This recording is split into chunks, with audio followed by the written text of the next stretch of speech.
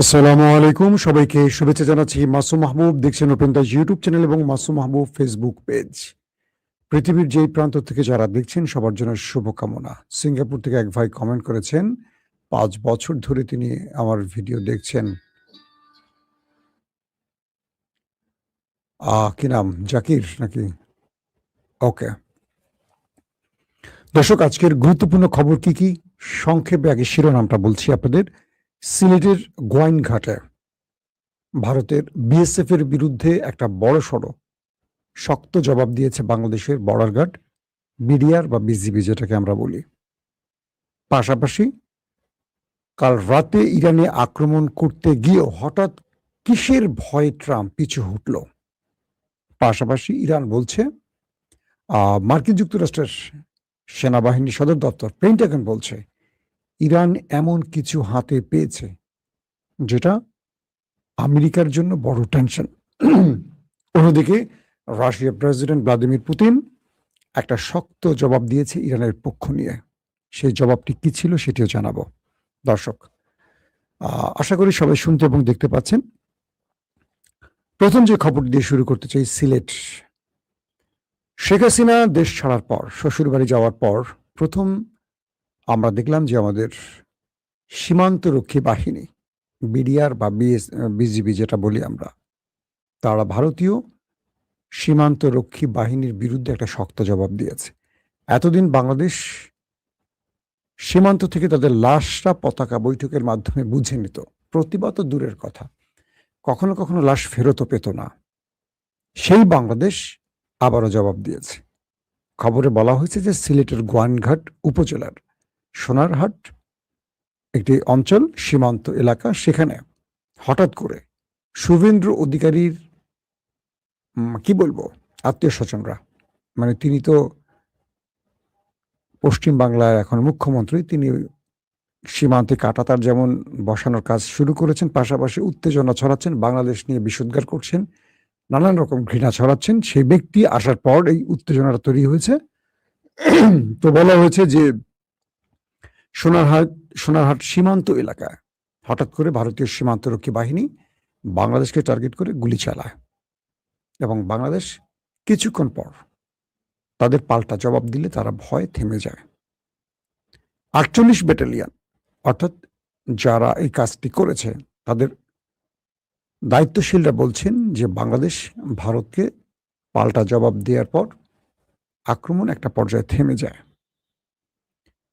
বিডিআরের পক্ষ থেকে বলা হয় তারা এই অন্যায় কাজে সমর্থন করছে না এবং অবৈধ পারাপার বন্ধে তারা সবসময় সচেষ্ট আছে। কিন্তু হঠাৎ করে ভারতীয় বাহিনী বাংলাদেশকে টার্গেট করে যে গুলির ঘটনা ঘটিয়েছে, এটি একটি উস্কানিমূলক ঘটনা এবং এটার প্রতিবাদের মাধ্যমে করেছে বাংলাদেশের বর্ডার গার্ড বাহিনী। আমরা দীর্ঘদিন পর আমাদের বিডিআর বা বিজিবিকে একটা আসল চরিত্র দেখলাম। আমরা তাদের জন্য গর্বিত এবং আমরা মনে করি আমাদের সেনাবাহিনী, আমাদের সীমান্তরক্ষী বাহিনী, আমাদের পুলিশ, আমাদের র্যাব, আমাদের ডিজিএফআই, আমাদের এনএসআই, যত আমাদের রাষ্ট্রীয় বাহিনী আছে, তারা প্রত্যেকে দেশপ্রেমে উদ্বুদ্ধ হয়ে আগামী দিন তাদের মূল দায়িত্বটা পালন করবেন। না ভারতকে ভয় পাবেন, না দলীয় এজেন্ডা বাস্তবায়ন করবেন। দলীয় এজেন্ডা বাস্তবায়নের ক্ষেত্রে যেটা হয় সেটা আমরা দেখেছি হাসিনার চলে যাওয়ার পর আমরা দেখেছি মনিরুল, বেনজির, হারুন, বিপ্লব সব দেশ ছাড়া হয়েছে এবং অসম্মান নিয়ে, মানুষের ঘৃণা নিয়ে দেশ ছেড়েছে। এবং আমরা চিটাগংয়ে দেখেছি যে জুলাই স্পিডের যুবকরা যখন গ্রাফিতি আঁকছে, পুলিশ তাদের সাথে খুব খারাপ আচরণ করেছে।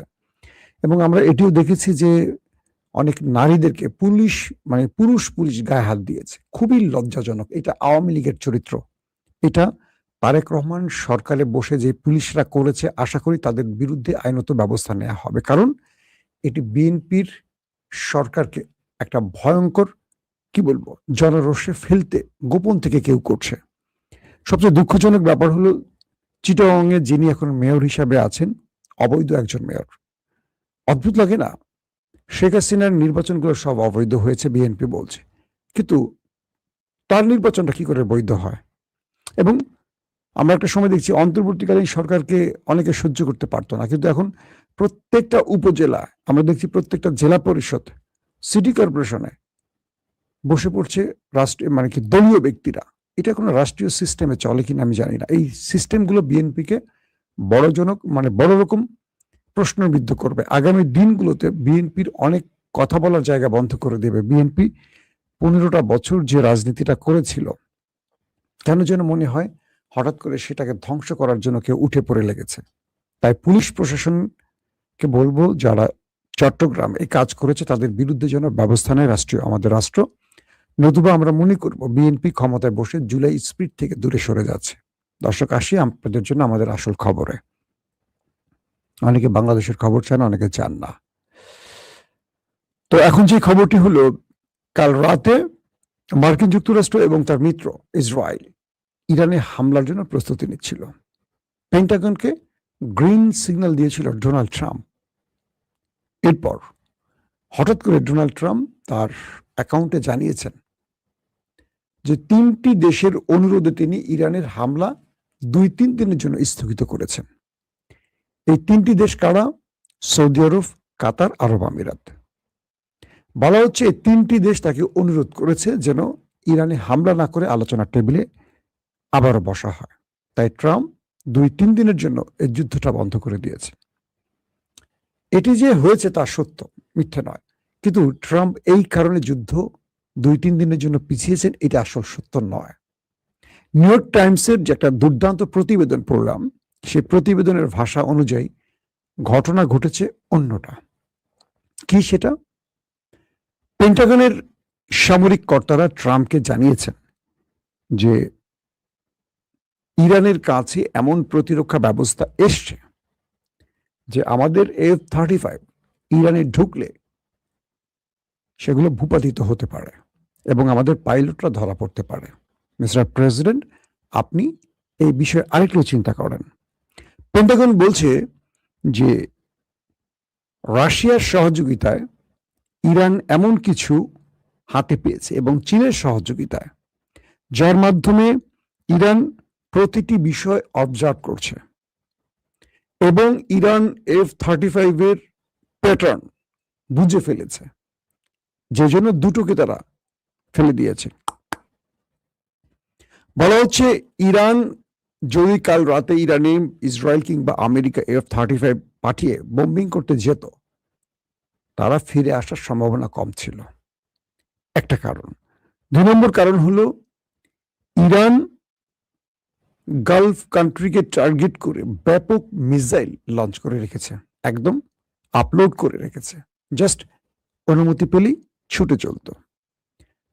বলা হচ্ছে কয়েকটি গোয়েন্দা সূত্রের তথ্যের আলোকে যে ইরানের কিছু সূত্রের মাধ্যমে আরব দুনিয়া জেনেছে, সৌদি আরব আমিরাত, কাতার জেনেছে তাদের তেল কূপগুলো, তেল রিফাইনারি বা তাল যেখানে তেল স্টোরেজ বা তেলের যে কূপগুলো আছে এবং ওয়াটার ডিসিলিনেশন, এই প্রত্যেকটি অবস্থাকে পাশাপাশি আরবের আরো গুরুত্বপূর্ণ কয়েকটি স্থাপনাকে টার্গেট করে ইরান কাল রাতে ম্যাসিভ আকারে হিট করতে যদি আক্রান্ত হতো, মানে পুরো আরবের তেল কূপগুলোকে কালকে জ্বালিয়ে দিত এবং তাদের যে পানি শোধনাগার, সেই পানি শোধনাগারটাকে ধ্বংস করে দিত আরবের, পাশাপাশি আরো কয়েকটি গুরুত্বপূর্ণ টার্গেট ধ্বংস করত। এই খবরগুলো আরব দুনিয়া যখন জেনেছে, তাদের বিদ্যুৎ প্ল্যান্ট ধ্বংস করত, এরকম প্ল্যানও ছিল।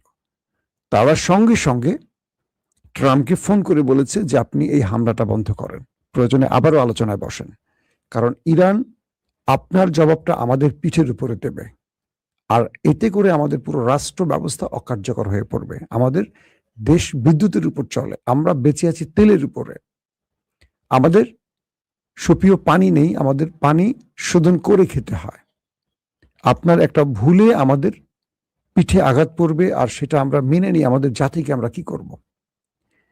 তো ইরান তার এই প্রস্তুতির খবর মোটামুটি আরব দুনিয়া জেনে গেছে। আর অন্যদিকে পেন্টাগন বলছে ইরান আমেরিকার F-35 এর প্যাটার্ন অবজার্ভ করে ফেলছে, কোন প্যাটার্নে ঢুকবে, কোন প্যাটার্নে হিট করবে, কোন জায়গায়, এগুলো রাশিয়া ইরানকে দিয়েছে। আর ইরানের কাছে এমন প্রতিরক্ষা আসছে যেগুলো দিয়ে সহজে ইরান 35কে কবজায় নিতে পারবে। 35 তো ধ্বংস হবে, আমাদের পাইলটরাও ধরা পড়তে পারে। এখন এই অবস্থাটার কারণটা কি, বা হঠাৎ করে ট্রাম্প কি বুঝলো? রাশিয়া বা ভ্লাদিমির পুতিন বলে দিয়েছে যে ইরানের বৈধ অধিকার আছে তার শান্তিপূর্ণ নিউক্লিয়ার কর্মসূচি করার বা বাস্তবায়ন করার। আমরা ইরানের পাশে আছি।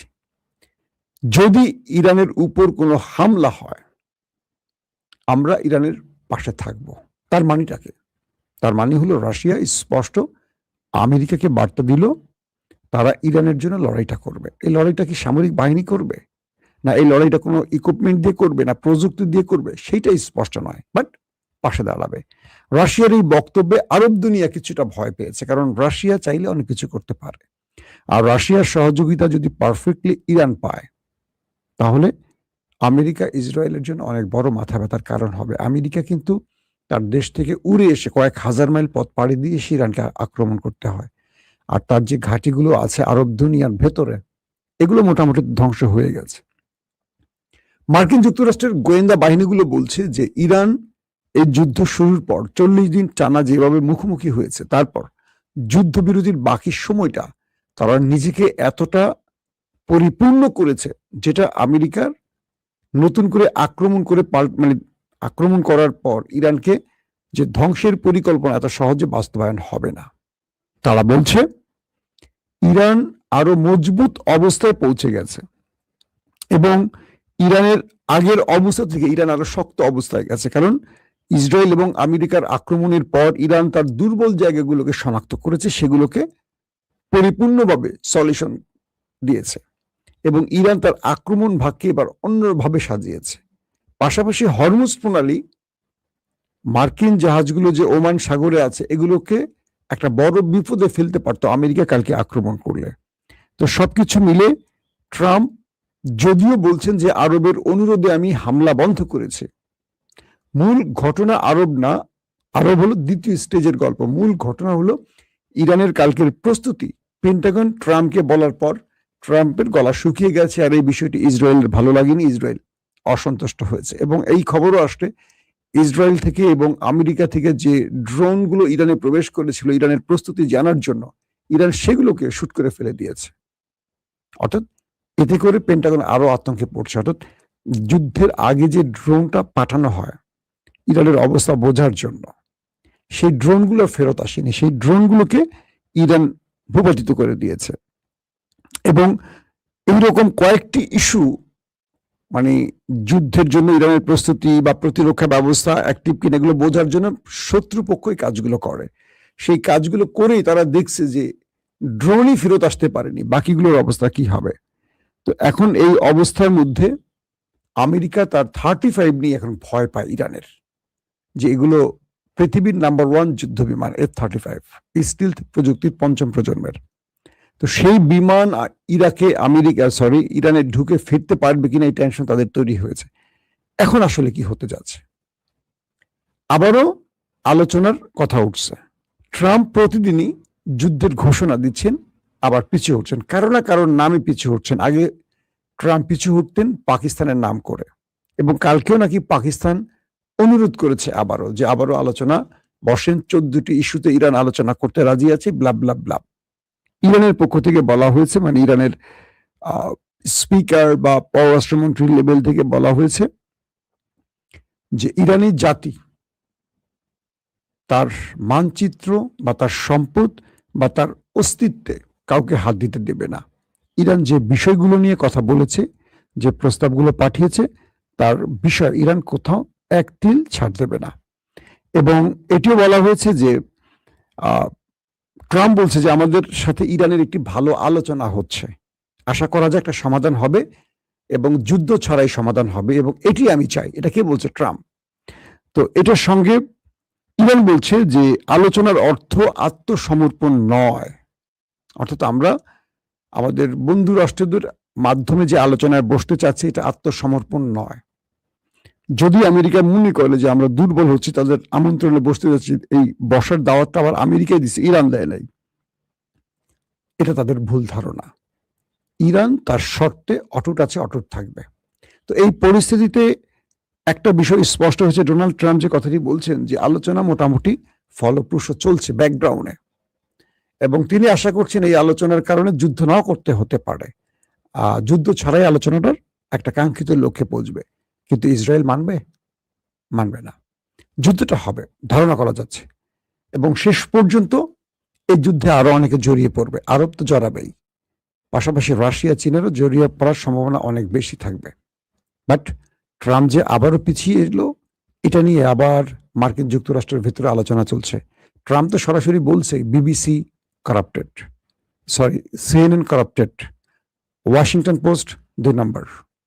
মানে পশ্চিমা গণমাধ্যমকে ট্রাম্প নিজেই এবার দোষী করছেন, কারণ তারা বলছে যে এই যুদ্ধে ট্রাম্প পরাজিত, ইরান বিজয়ী হচ্ছে, এবং ট্রাম্প তার ভুল রাজনীতিটা করছে বা ইরানকে তারা পরাজিত করতে পারছে। এমন ট্রাম্পের সমালোচনাগুলো তার গণমাধ্যম বড় ফ্রেমে করছে, এটার জন্য ট্রাম্প আবার তার গণমাধ্যমকে ধুয়ে দিয়েছে মোটামুটি। এই হলো পরিস্থিতি। ট্রাম্পের উপর ভরসা রাখা যায় না। সে বলছে 2-3 দিনের জন্য যুদ্ধটা বন্ধ থাকবে, আক্রমণটা বা হামলাটা বন্ধ। দেখা যাবে কাল রাতে আবার আক্রমণ করে বসছে। তো দেখি আমরা শেষ পর্যন্ত ট্রাম্প আসলে কি করে।